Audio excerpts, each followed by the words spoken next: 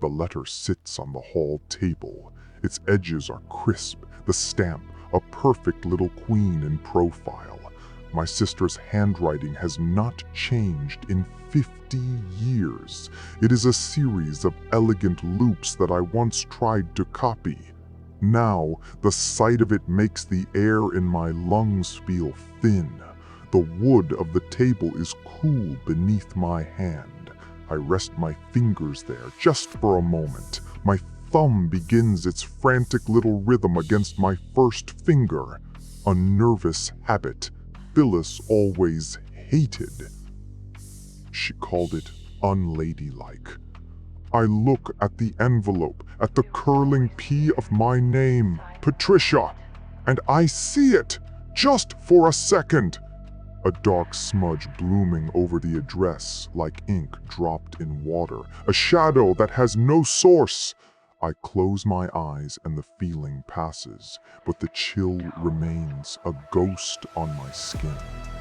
This is how it always begins. I leave the letter where it is. It can wait. It has waited a lifetime already.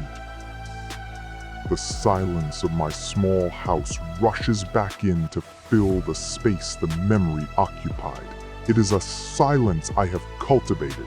It is a silence built from decades of refusal, refusing phone calls, refusing questions, refusing to know. I trace the rim of a dust-free bowl on the sideboard. Everything in its place. Not a speck of disorder. This is my fortress. This small, tidy house where the world is kept at a safe distance. The letter is a stone thrown into the placid water of my life. I can feel the ripples spreading, disturbing the quiet surface. My thumb taps faster. Tap, tap, tap. A frantic, silent Morse code of anxiety.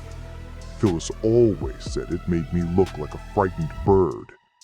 Perhaps I am. That was not always the case. There was a time when a letter from Phyllis would have been the best part of my day. We were two halves of a whole. Growing up in that tall house in Evanston, the 1960s were a kaleidoscope of scraped knees and bicycle bells. Our street was lined with elm trees that formed a green tunnel in the summer. We believed the world was made of sunlight and the smell of cut grass. We spent our evenings catching fireflies in mayonnaise jars, punching holes in the lids so they could breathe. We would release them before bed, watching the tiny lanterns blink out into the darkness. Our childhood home was a kingdom. Its winding staircase was a mountain. The dusty attic was a lost continent. We were its only explorers. We would chart our discoveries on notebook paper, drawing maps of the lands behind the furnace and the treacherous passes between old trunks.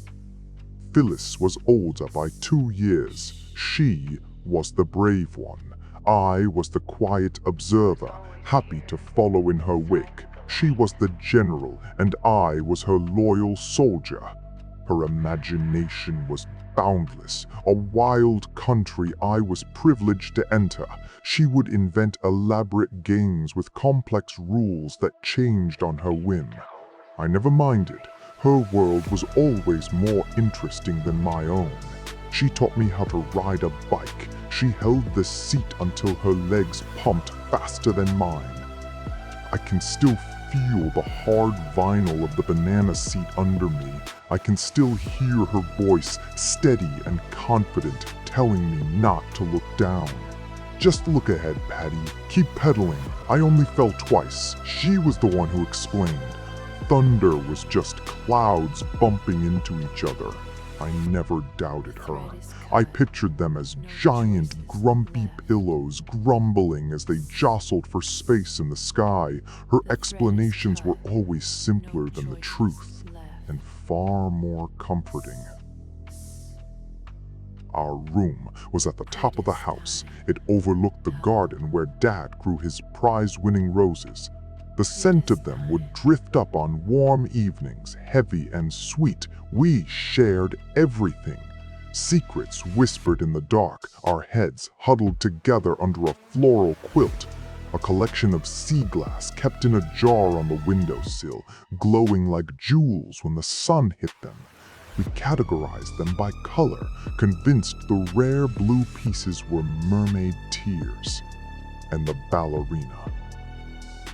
The music box was a gift from our grandmother. It was given to us the Christmas I was 7. Our grandmother was a woman of few words, but her gifts were always thoughtful. She placed the heavy box in our shared lap. Its porcelain surface was smooth and cool. The ballerina was frozen mid-pirouette, her painted face a mask of serene concentration. Her tutu was made of real, stiff netting. Her tiny point shoes were painted a delicate pink. When you wound the key, a tinkling version of a song I no longer remember would play. We decided it was magic. We told it our wishes. The ritual was always the same. We had to be in our pajamas. The lights had to be out, with only the hall lights spilling into the room. Phyllis would wind the key, her movements slow and deliberate. As the first notes chimed, we would whisper our desires to the spinning dancer. Phyllis wished for a horse, a palomino she would name Starlight. I wished for things to always stay the same, for our room to always be our room, for the sound of the music box to never end. We would sit on the floral rug between our beds, the little melody filling the space between us. Phyllis would plan our great adventures. We would go to Paris. We would be artists. I would listen, tracing the patterns on the rug. The faded pink roses and green vines were a map of a world I knew. I believe she held the map to our entire lives. Her confidence was a fortress. I was safe inside its walls. We saw our future reflected in each other's eyes. A long, sunlit road. We would walk together. We made plans to live next door to each other when we grew up. Our children would be best friends just like us. We sealed the promise with a dab of spit on our palms and a solemn handshake. It felt as unbreakable as stone. That was the person I thought I knew, the sister I believed I would have forever. I should have seen it then. The first crack in the foundation. I was maybe 9 years old. It was a Saturday. We were walking home from the library on a bright autumn afternoon. The air was full of the scent of burning leaves, a smell that was pure happiness to me then. Our canvas bags were heavy with books. Phyllis had chosen adventures about knights and dragons. I had chosen stories about families and animals. Mrs. Gable from 3 houses down was walking toward us. She was a kind woman with a cloud of white hair. She always gave us peppermint candies that she kept in a tin in her apron pocket. She was reading her marigolds as we approached, but as she got closer, something was wrong. Her face seemed to swim in my vision. It was like looking at a reflection in a disturbed puddle, a blur of gray and smudged features. The vibrant colors of her garden seemed to dull around her. I stopped walking so abruptly that Phyllis bumped into me. I grabbed my sister's arm. My fingers dug into her sleeve. Phyllis said, "What is wrong with you?" Her voice was sharp with annoyance. I pointed with a trembling finger. My own hand looked pale and distant. I said, "Look at her face! It's all wrong!" I could not find the words to describe it. The featureless, shifting mass where her smile should have been. Phyllis pulled her arm away with a frustrated sigh. She looked at Mrs. Gable, who was now smiling and waving at us. Then she looked back at me. Her expression was impatient. It was the look she got when I was being slow or clumsy. Phyllis said, "Stop being silly, Patty.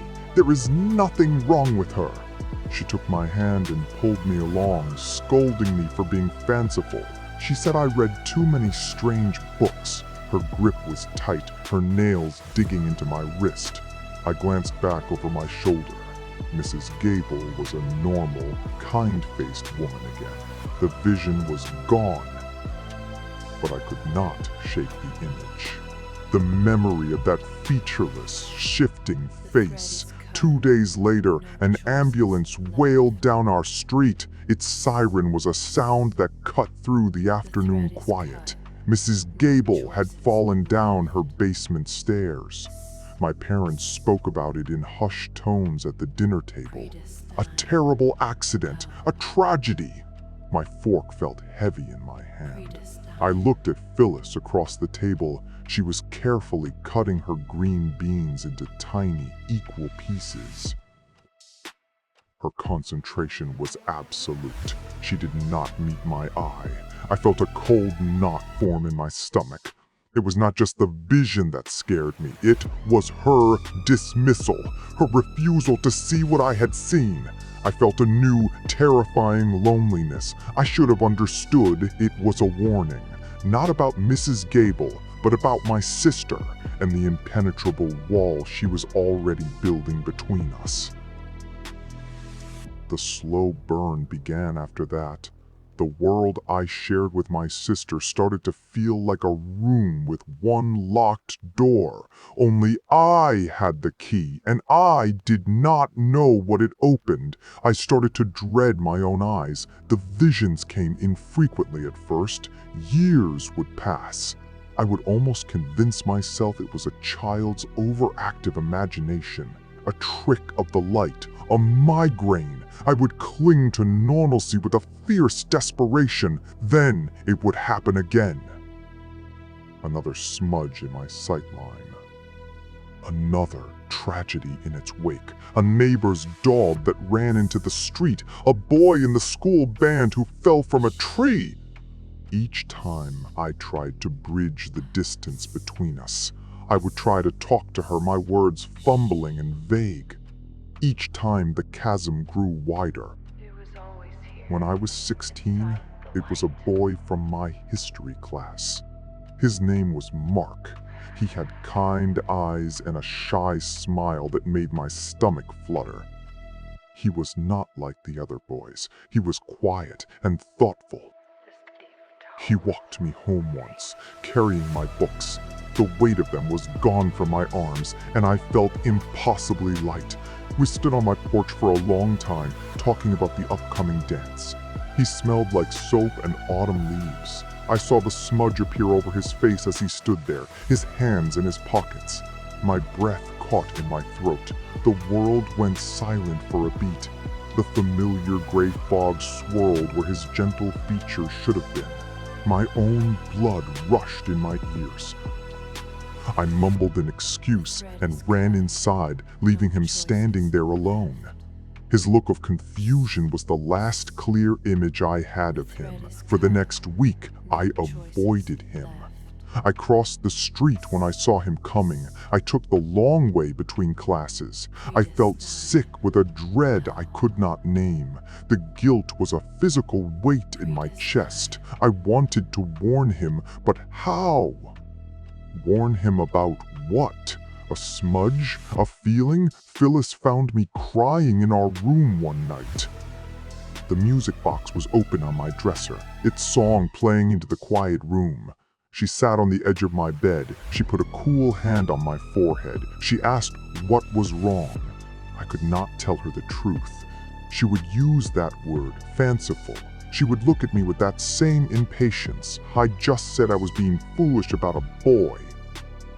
2 weeks later, Mark's car skidded on a patch of ice. It had been an unusually cold night. He did not survive. At the funeral, the air was thick with the scent of lilies. I stood numbly, unable to cry. Phyllis stood beside me. She put a comforting arm around my shoulder. Her touch felt heavy. She said, "I know you liked him, but you barely knew him. It is sad, but it is not your tragedy."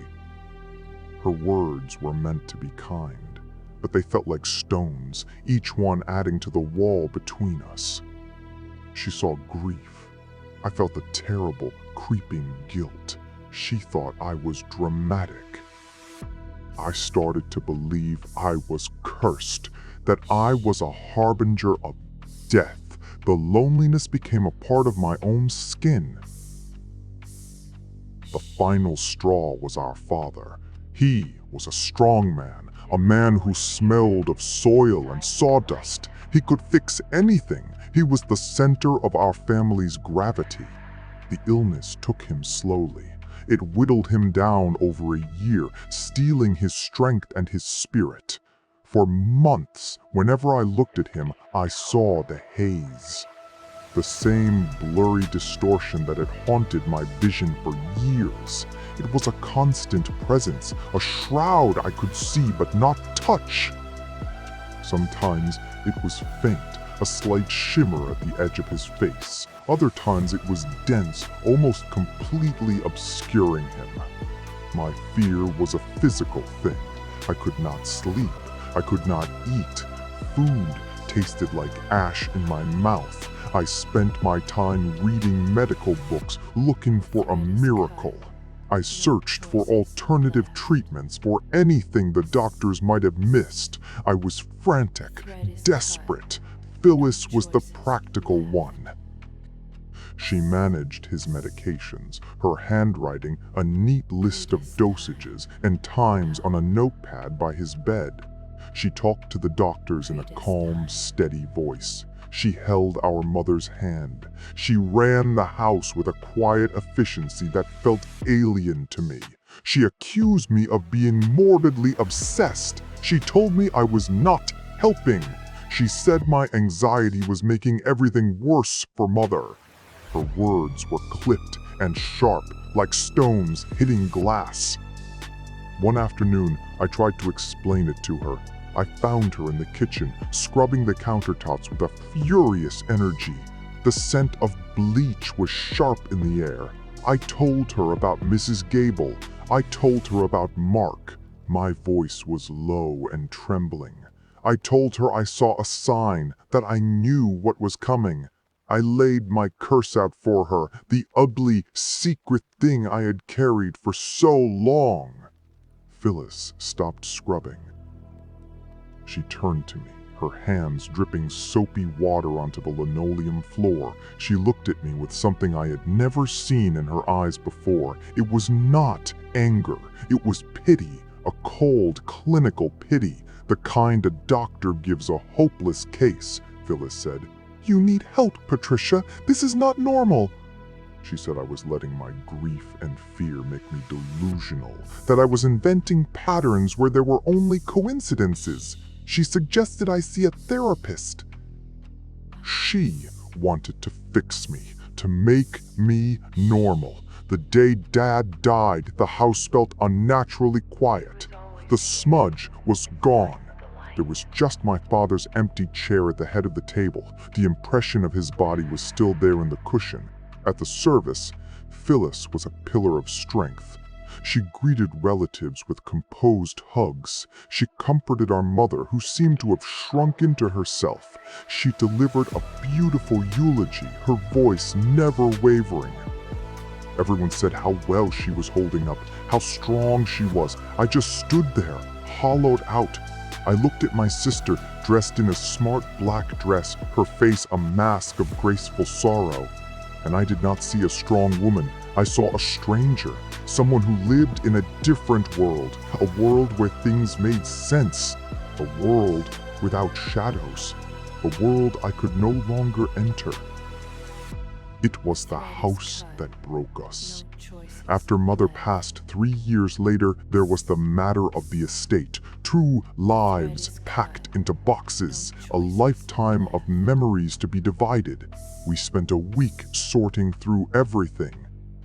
The house smelled of dust and disuse. The tension was a thick blanket in the air, muffling our words. We argued over stupid things. A set of china that neither of us wanted but both of us fought for. A silver picture frame holding a faded photo of our parents. We were not fighting over objects. We were fighting over the past. We were fighting over whose version of it was real.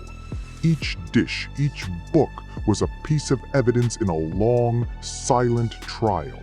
On the last day, we were in our old bedroom. The furniture was gone. The room felt cavernous and strange, echoing with the ghosts of our giggles and whispers. All that was left in the middle of the floor was a small cardboard box. Inside was the ballerina music box. Phyllis picked it up.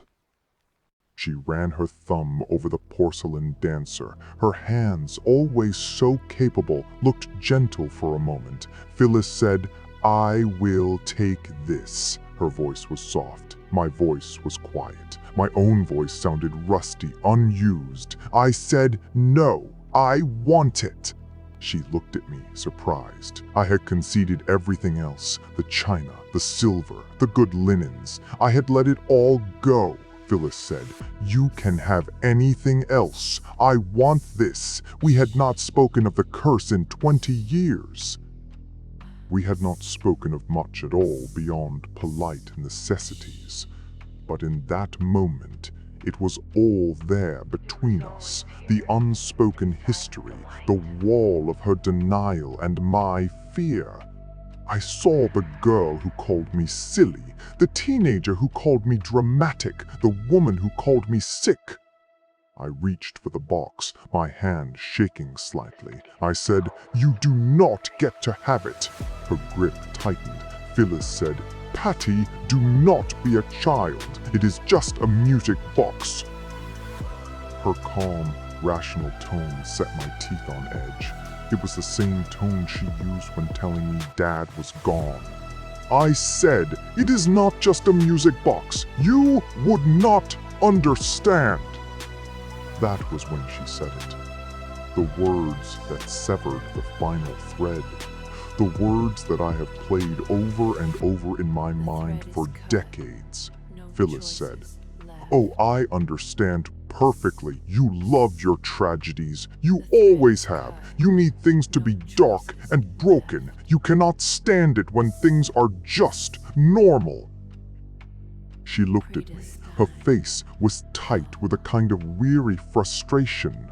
But as I stared back at her, the room began to feel cold. The light from the window seemed to dim, as if a cloud had passed over the sun. Her face, her beautiful, familiar, angry face, it began to swim, to blur at the edges. A gray fog crept over her features, starting from her cheekbones and spreading out. It was the smudge. It was on her. My sister. It was on my sister. The air left my lungs in a gasp that was silent. My heart hammered against my ribs, a wild bird trapped in a cage.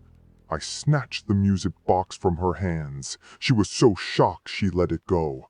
The small porcelain figure rattled inside. I turned and ran. I did not look back. I ran from the house. I ran from the smudge on my sister's face. I ran from the ghost she was about to become.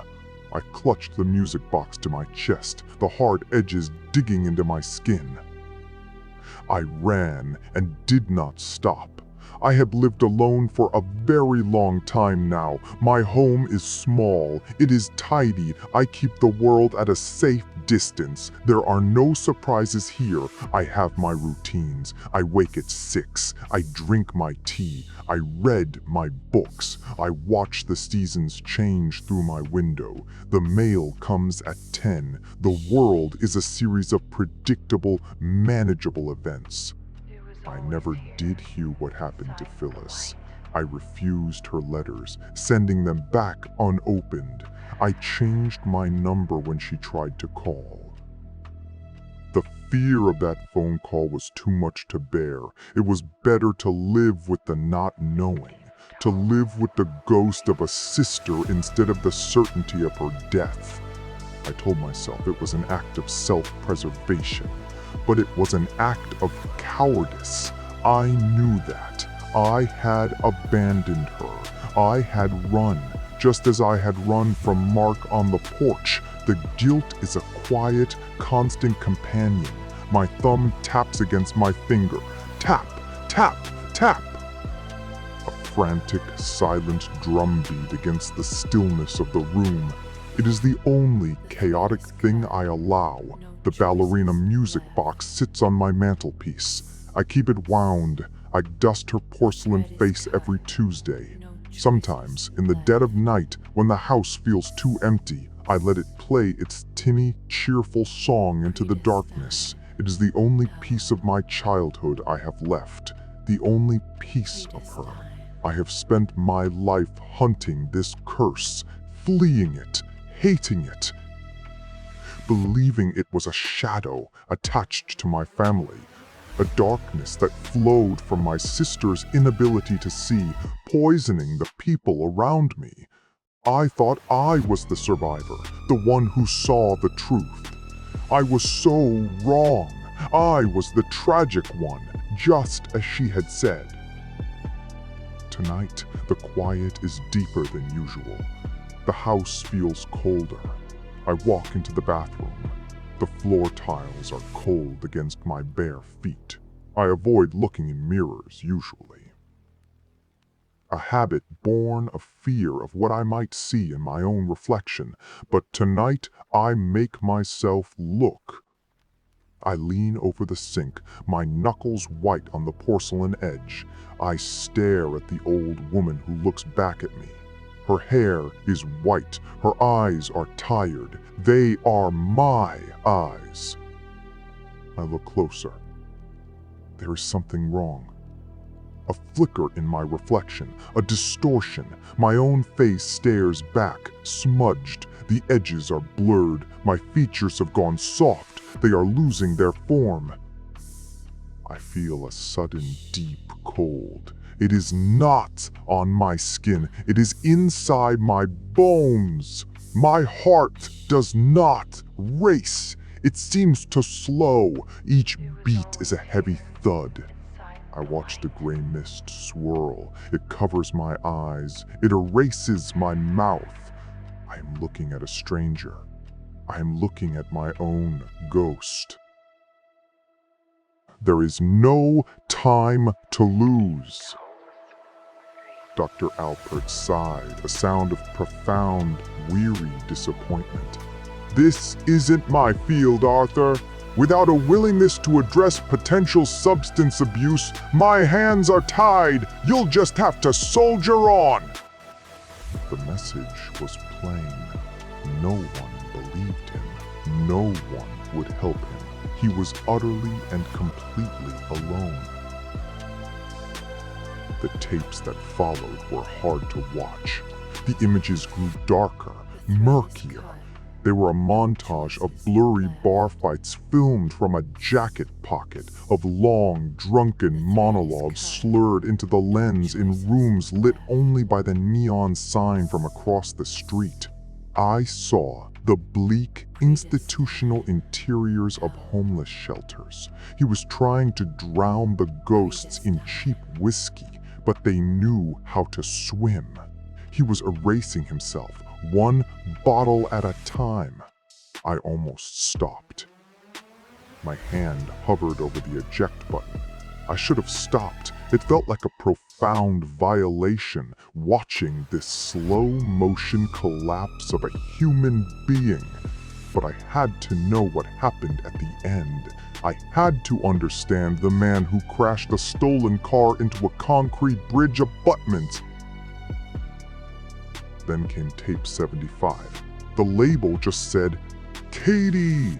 The change was immediate, a shock to the system. The footage was shaky, shot in a noisy pub.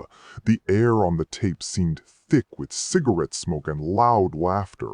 The camera was on a table, pointed at Arthur and a young woman. Her name was Katie. She was beautiful, with a kind smile that seemed to light up her whole face. He was talking, and she was listening, really listening, her eyes fixed on his.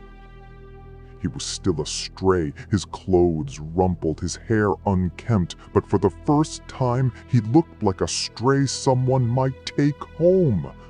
A warmth bloomed in my own chest, a painful, aching thing. The air in the attic felt a little warmer, the chilling draft from the eaves seemed to lessen. This was a false safety, a temporary shore. For several tapes, the world seemed brighter, the colors less washed out. He filmed their walks in the park, the sunlight filtering through the leaves of the trees. He filmed their quiet talks in coffee shops, the steam rising from their cups. He spoke to the camera about her when he was alone, his voice softer, the hard, brittle edges sanded down. He said, "She has a boyfriend, Darren. He's working away. She says we're just friends, but it doesn't feel that way." He was falling in love. I could see it as clearly as if he had written it on the screen. My own lonely heart ached for him, for the hope that was so clearly blooming in his. On tape 81, they were in a park, sitting on a wooden bench. He had the camera. The lens was focused entirely on her face as he spoke. The audio was just his voice, quiet and steady. He was telling her everything, about the future ghosts, about the smudged faces, the hotel fire, the doctor who did not believe him. He told her about the curse. I watched her face, my breath held in my chest, waiting for the recoil, the fear, the polite excuse to get up and leave. It never came.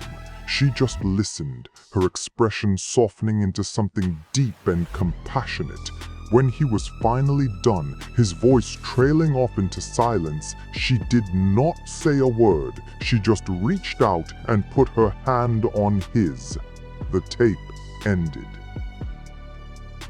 The next tape, the farm, was like watching a film from a different world.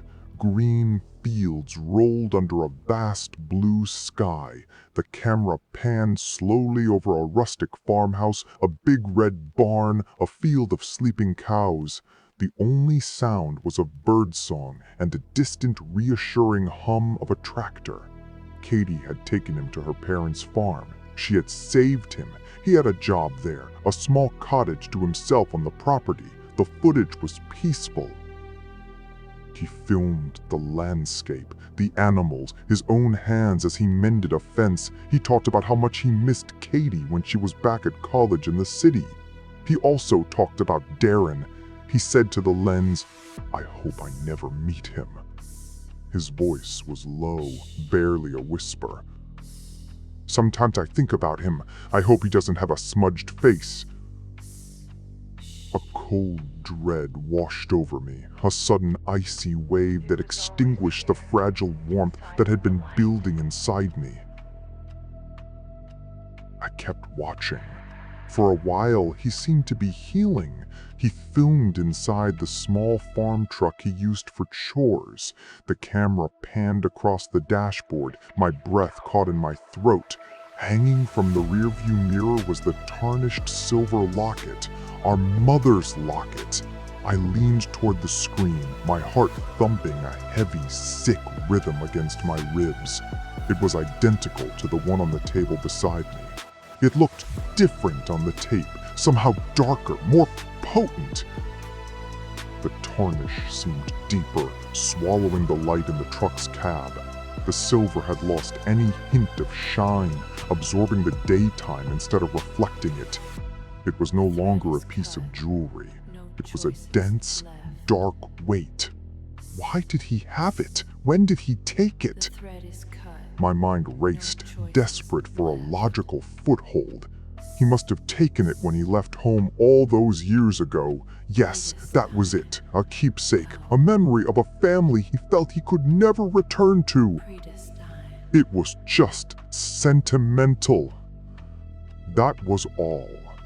My explanation felt thin, a flimsy piece of paper taped over a gaping hole. I kept sorting through the tapes. The labels were chronological. Tape 89, tape 90, then tape 91. The label was a single, stark phrase, the incident. I slid it into the VCR. Static. A loud, grinding hiss filled the attic, much louder than the usual tape noise. The sound made my teeth ache. I ejected the tape, wiped it on my sleeve as if that would help, and tried again. Nothing, just a screen of roaring monochrome snow, a hole in the story. A gap in the record. My skin went cold, a new kind of cold that started in my stomach and spread outward. Something happened that he could not or would not record. Tape 92 was labeled Aftermath. The footage was chaotic, filmed inside his small cottage. Arthur was frantically throwing clothes into a duffel bag. His face was slick with sweat, his eyes wild. He was talking to the camera, his words tumbling over one another in a frantic rush. He said, "I saw him, coming down the lane, from the next farm over. His face, it was just a blur. I have to go. I have to get out of here before it happens." Then, a car door slammed outside. The sound was sharp, close. We heard Katie's voice, tight with worry. She yelled, "Arthur, stop! What are you doing?" The camera fell to the bed, the lens pointing at the water-stained ceiling. I could hear their muffled voices, an argument, her voice trying to calm him down, his voice breaking into sobs. The next scene was days later. Arthur was sitting on a log, the camera propped on a stump opposite him. He looked tired, drained but calmer. He said, "She made me stay. She said running was the wrong choice. The man, the one I saw, he had an accident with his tractor. It happened yesterday." He looked down at his own hands, which were trembling slightly. "Katie is the only thing that makes sense. I can't go on without her." His devotion had become something else. Something desperate and grasping. I felt a knot of fear tighten deep in my stomach. The story was changing. He was not just a passive victim of his visions anymore. He was becoming something else. The second bad thing came on tape 112. It was just audio, the camera lens covered, probably shoved in his jacket pocket. He was recording a phone call with Katie. Her voice was thick with tears, but also with a kind of determined excitement. She said, "He asked me to marry him, Artie. We're moving to the West Coast." She was crying, but it was him I was worried about. He was completely silent. The only sound from his end of the line was the sharp, final click of the phone being hung up. The tape continued in darkness and silence for a full, agonizing minute before it cut out. I searched the box. There was one tape left, wedged in the corner, its label torn off, leaving only a white, jagged remnant of paper. I hesitated, my hand hovering over the VCR. I did not want to see it. A part of me, the part that still wanted the world to be a sane and orderly place, was screaming at me to stop. To get up, walk down the stairs, and leave this attic and its secrets to the spiders and the dust. I pushed the final tape into the machine. The view was from a car's dashboard. It looked out into a rainy night. The windshield wipers beat a frantic, rhythmic pulse. This was the stolen car. Arthur was driving, his knuckles white on the steering wheel. He was talking to himself, or to Katie, a constant running monologue. He said, "You don't understand." His voice was a low, urgent rasp, barely audible over the sound of the engine and the rain. "We have a choice. I can make you see." Reese! He glanced to the passenger seat. The camera did not move, but my eyes followed his glance. I saw the brief, sharp glint of light on polished steel, a large kitchen knife. My own breath hitched in my throat, a dry, scraping sound in the cold room. He was driving too fast. The dark country roads were slick with rain. He said, "It's urgent now." He glanced up at the rearview mirror. The camera's position on the dashboard caught the reflection perfectly. I saw his face in the small rectangle of the mirror, and it was not his face. It was a blank, a featureless, smudged oval of flesh, like a portrait erased by a careless hand. A future ghost, his own. Hanging from the mirror, swinging wildly with the car's violent motion, was the tarnished silver locket. It bumped against the glass, right next to that horrifying, empty reflection. It swung like a pendulum, counting down his final seconds. It caught the strobing red and blue lights that suddenly appeared in the reflection, painting the inside of the car in silent, flashing bursts of color. A siren wailed faintly in the distance, growing closer. He did not slow down. He pushed his foot to the floor. Arthur whispered, "I won't be a future ghost for long." His voice caught on a sob. He said, "I have to get to you, Katie." The car surged forward into the darkness. The image shook violently. The sound was terrible, a tearing shriek of metal. Then only static, white noise, the end. The VCR clicked. The sound was unnaturally loud. It echoed in the dead quiet of the attic. It spit the tape out. It landed on the worn carpet. A soft thud. The television screen glowed. A flat, empty blue. The air was cold. It smelled of ozone and dust. My hand moved across the table. My fingers closed around the silver locket. It was frigid against my palm. The metal was a block of absolute cold. Colder than the room, colder than anything. My knuckles cracked. A sharp pop in the stillness, a single sharp report. The clasp resisted my thumb. It was stuck fast with age and disuse.